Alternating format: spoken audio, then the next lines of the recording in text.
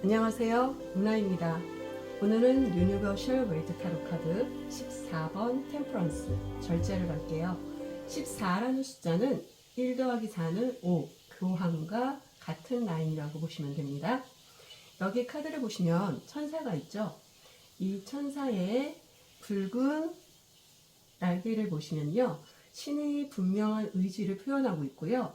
치우침 없는 것이 신이 제시한 뜻이라는 걸 의미하고, 금색의 머리는 활동성을 상징하고 성스러운 존재로 이 땅에 새로운 덕을 실천할 천사라는 뜻이고요.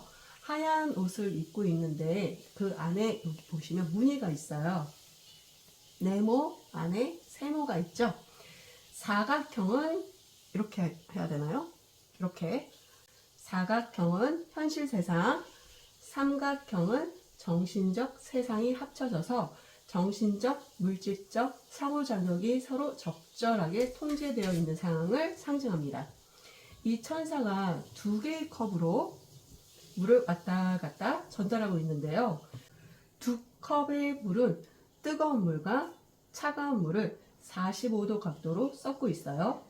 대립의 두 상황이 적절하게 조화되어서 새로운 것을 창출하게 될 것이라는 것을 상징합니다. 천사는 한 발을 물, 한 발은 땅을 딛고 있는데 무의식과 의식의 세계를 상징하고요. 행동이 한쪽으로 치우치지 않을 것임을 의미합니다. 뒤에 보시면 왕관도 있고요. 여기 꽃이 있죠. 이게 붓꽃이라는 거예요. 일명 아이리스라고 하면 많이들 아실 겁니다. 또는 이리스라고도 하는데 무지개의 여신을 뜻하기도 하고요. 무지개는 하나님이 노아에게 보이신 약속의 징표로 한쪽에 치우치지 않고 중독, 중립을 지킨다는 뜻이 있어요.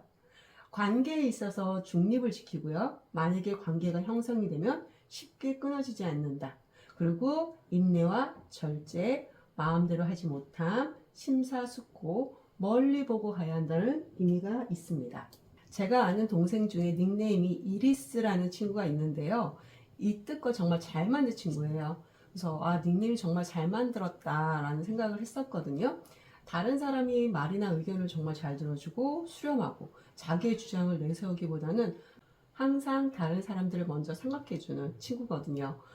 이리스라는 단어가 나오니까 그 친구 생각이 나네요. 균형, 중도, 중용, 치우치지 않는다. 전혀 다른 새로운 것을 창출하며 그 창출하는 것에 있어서 균형과 조화를 유지한다고 생각하시면 됩니다. 이 카드. 그리고 아류카늄 카드와 비교를 해보면요. 웨이트 카드의 천사는 여잔지 남잔지 좀 애매하죠. 근데 여기서는 여자로 표현을 했어요. 여자 천사고요. 날개를 보시면 여기는 붉은색이 아니라 하얀색과 파란색이 좀 섞여 있고, 하얀색 옷을 입은 건 똑같죠.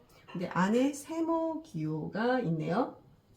이마에는 태양 표시가 있어요. 여기도 표시가 있고, 두 컵을 한 곳에 담고 있죠. 뜨거운 물과 차가운 물, 그쵸?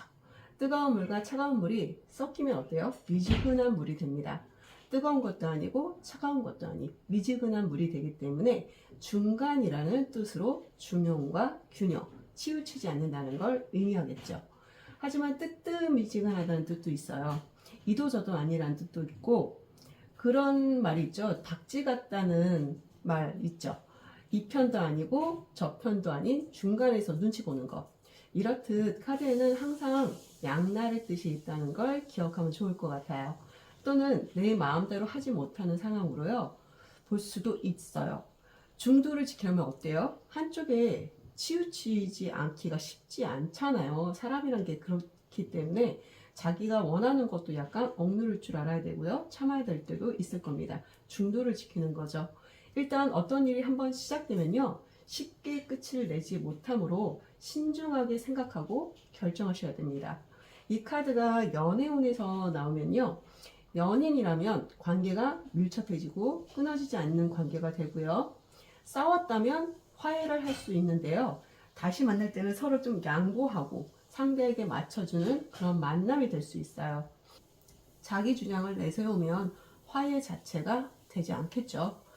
새롭게 인연을 만날 수도 있지만 상대에 대해 진중하게 알아보셔야 돼요. 한 번 맺어진 인연은 쉽게 끊어지지 않기 때문에 그래요.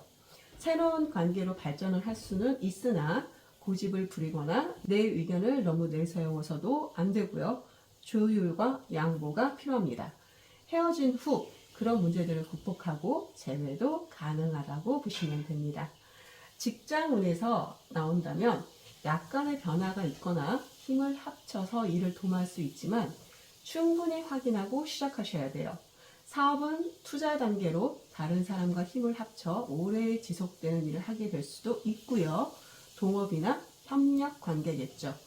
계약은 긍정적이지만 예상했던 상황보다는 조건이 좀 안 좋아질 수 있어요.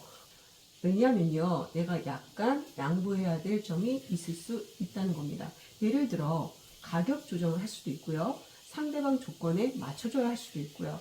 한마디로 내 뜻대로 하기 힘들다. 하지만 성사는 된다고 보시면 됩니다. 이 카드가 금전에서 나온다면요. 긍정도 부정도 아니고요. 수입과 지출이 대등하다고 보셔야 돼요. 또이또이 말 있죠? 저희가 월급이 들어오면 쑥 스쳐 지나가잖아요. 항상 본전만 해도 다행이죠. 금전은. 생각만큼 쉽게 돈을 구하기 어려울 수도 있고요. 시간을 두고 구하셔야 돼요. 협상을 통해 빌릴 수는 있지만 담보가 필요할 수 있습니다. 돈이 있어도 내 맘대로 쓸 수 있을까요? 쓸 수 없는 상황으로 나타날 수 있어요. 그럼 이 카드와 다른 카드가 왔을 때 연애운, 직업은, 금전운이 어떻게 해석되는지 볼게요. 오늘은 어떤 카드가 나올까요?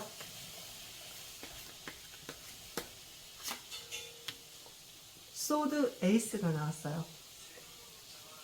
이 카드가 연애운에서 나온다. 지금 누군가를 사귀고 있는 상황인데 앞으로의 흐름이 궁금해요 라고 한다면 지금 어때요? 서로 잘 맞춰주고 있는 상황 같아요. 오래된 연인일 수도 있고요. 그러다 보니 상대방에 대해서 굉장히 잘 알겠죠. 그래서 이 사람이 뭘 하면 좋아하고 뭘 하면 싫어하는지 알기 때문에 내가 싫어도 좀 맞춰주고 상대방도 마찬가지일 거예요. 그런데 약간 어때요? 막 알콩달콩하고 확 뜨겁고 이런 상황은 아닌 것 같아요. 뜨뜻미지근할 수도 있고요. 애정이 막 불같이 넘친다든가 솟구친다든가 그러지는 않겠죠. 그래서 그냥 대면 할 수도 있고요. 연애할 때 이런 상황이 좀 안 좋을 수도 있지만 편할 수도 있단 말이에요. 근데 이런 상태로 계속 간다면 안 좋을 수도 있어요.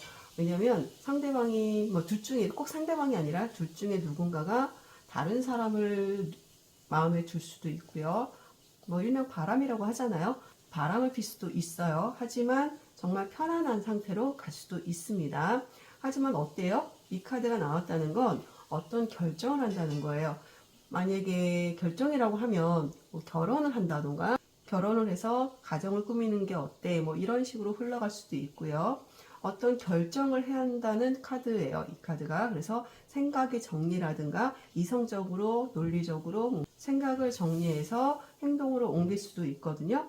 하지만 이 커플 같은 경우는 쉽게 헤어지지는 않을 겁니다. 그래서 저는 결혼 쪽으로 가지 않을까 그렇게 생각이 들고요. 만약에 이렇게 나왔다면 저는 결혼이 가능할까요? 라고 다시 한번 카드를 뽑을 것 같아요.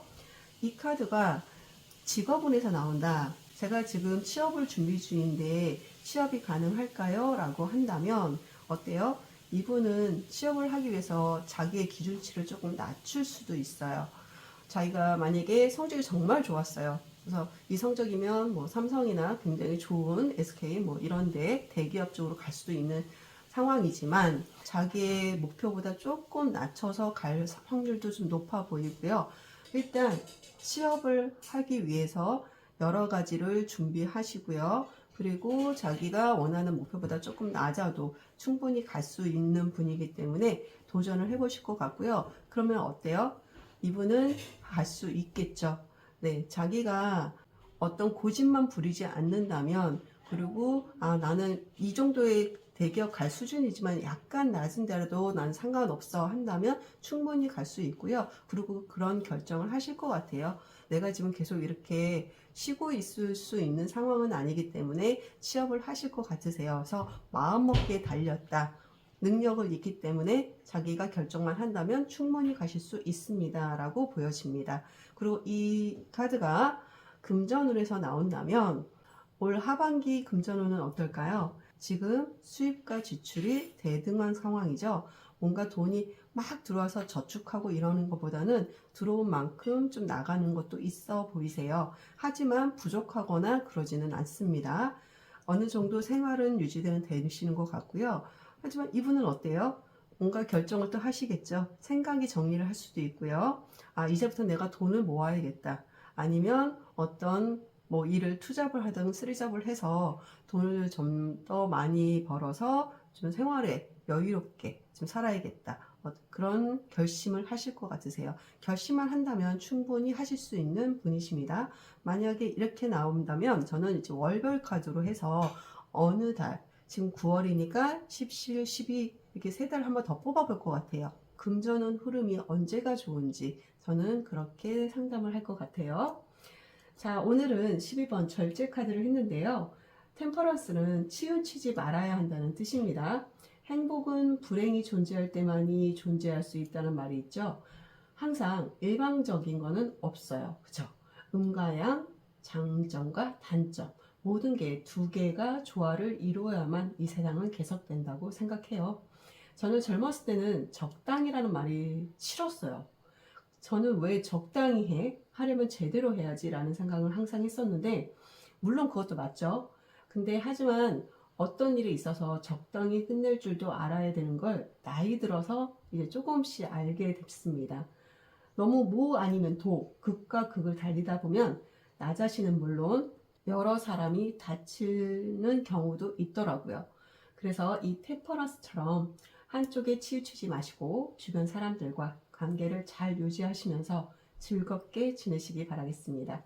오늘도 들어주셔서 감사합니다. 즐거운 하루 되세요.